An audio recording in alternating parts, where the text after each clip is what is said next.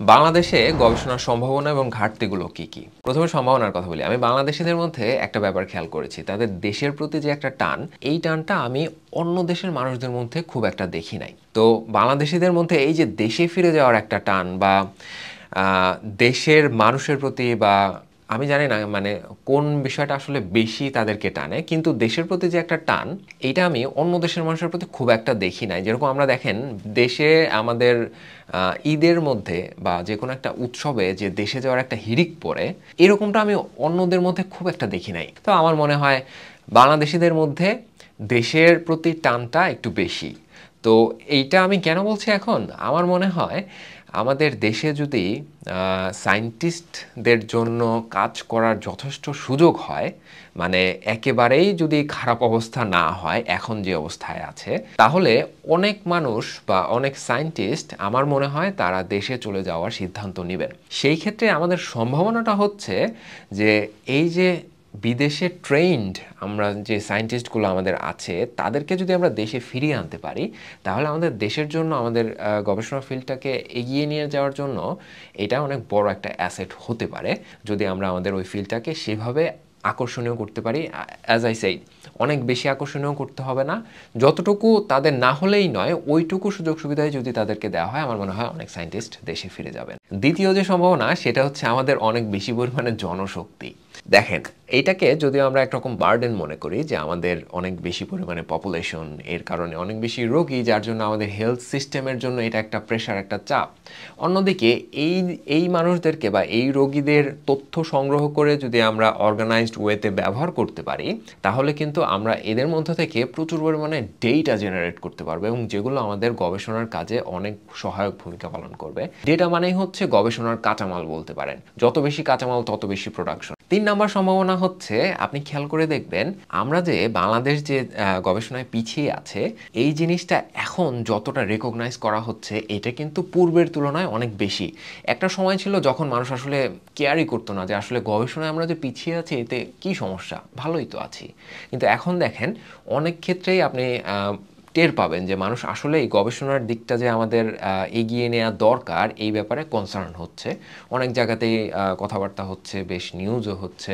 So আমার মনে হয় আমাদের এই দিকটাতে আমাদের মনোযোগটা আগের থেকে অনেক বেড়েছে এবং আমি মনে করি এইটাও আমাদের একটা সম্ভাবনার জায়গা। একটা সময় পরে গিয়ে আমরা আমাদের এইখানটাতে যে অনেক বেশি ফোকাস করা উচিত বা ইমপ্রুভ করা উচিত, এটা আমরা আরও বেশি করে বুঝবো এবং আমরা এই মতোই আসলে এগিয়ে যেতে পারবো। এখন আসেন ঘাটতি নিয়ে কথা বলি। মোটা দাগে আমাদের দুইটা ঘাটতি। প্রথমত হচ্ছে আমাদের ফান্ডিং কম। ফান্ডিং কম মানে কি, আমাদের গবেষণার জন্য টাকা পয়সা যেটা দরকার সেটা কম। কারণ কি? কারণ আমরা হচ্ছে গরিব দেশ, গরিব দেশের তো ফান্ডিং কমই হবে। আসলেই কি তাই? খেয়াল করে দেখেন আমাদের পার্শ্ববর্তী দেশগুলোতে তাদের টোটাল বাজেটের কত পার্সেন্ট গবেষণায় ব্যয় করা হয়, আর আমাদের দেশে আমাদের টোটাল বাজেটের কত পার্সেন্ট গবেষণায় ব্যয় করা হয়। এইটা যদি আপনি এই রেশিওটা যদি আপনি তুলনা করেন, দেখবেন ইন্ডিয়া থেকে আমরা অনেক পিছিয়ে, চায়না থেকে আমরা অনেক পিছিয়ে। আরেকটা ব্যাপার আমি যেটা মেনশন করতে চাই গবেষণার ফান্ডিংয়ের ব্যাপারে, আমাদের ফান্ডিং যতটুকুই আছে এই ফান্ডিংটা কি সঠিকভাবে যার হাতে পৌঁছানোর কথা বা যার হাত দিয়ে খরচ হওয়ার কথা সেইখানে যাচ্ছে কিনা, এইটাও একটা বিবেচনার বিষয়। এখন আমি আমাদের এইখানকার একটা উদাহরণ দেই যে টাকাটা আসলে ফান্ডিং যখন হয় সেই টাকাটা আসলে গবেষকের হাতে কিভাবে আসে, কোন ওয়েতে আসে, তাহলেই বোঝা যাবে তুলনা করলেই যে আসলে আমাদের দেশে কি সঠিকভাবে হচ্ছে কিনা বা আমাদের কি কোনো কারেকশনের দরকার আছে কিনা। তো উদাহরণটা হচ্ছে এরকম, আমাদের নেদারল্যান্ডসে বা সুইডেনে ধরেন, নেদারল্যান্ডসে আছে হচ্ছে বিভিন্ন ফাউন্ডেশন আছে গবেষণায় যারা ফান্ডিং করে, যেরকম হচ্ছে কিডনির জন্য হচ্ছে ডাচ কিডনি ফাউন্ডেশন।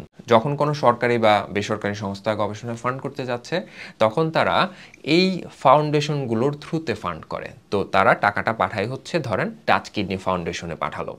তো ডাচ কিডনি ফাউন্ডেশন কিভাবে জানবে যে এই টাকাটা আসলে কার কাছে যাওয়া উচিত বা কে পেলে ভালো? তারা কি করে, এই ফিল্ডে যারা সায়েন্টিস্ট আছেন অনেক সিনিয়র এবং প্রমিনেন্ট, তাদেরকে নিয়ে একটা বোর্ড গঠন করে। তো এরা ঠিক করেন যে কারা পাবেন টাকাটা। কিভাবে ঠিক করেন? ধরেন যত গবেষকরা আছেন তাদের কাছে এই নিউজ সার্কুলেট করা হয় যে এত টাকার ফান্ডিং আছে কিন্তু দেয়া হবে হচ্ছে এই কাজের জন্য। তো তখন সায়েন্টিস্টরা হচ্ছে তাদের অ্যাপ্লিকেশন পাঠায়।